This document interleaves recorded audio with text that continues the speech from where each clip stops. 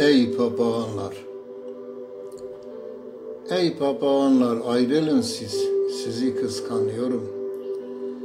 Yardan ayrıldığım için hazin hazin ağlıyorum. Şu çiçeğin yaprakları açılmış dertsiz, kedersiz. Sen ey gönlümün sultanı, dünya bana zindan sensiz. Unutmak mı, neyi, kimi, öyle şey mi olur canım? Şu iki kapılı handa, sende hayat var sultanım. Bayram mı, kurban bayramı, herkes gülüp eğleniyor.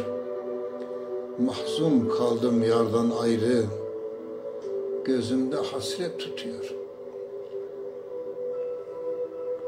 Neme lazım bayram gelmiş, yanımda gülüm olmazsa, sinemde bir yangın sanki, durmaz gülüm söndürmezse, durmaz gülüm söndürmezse.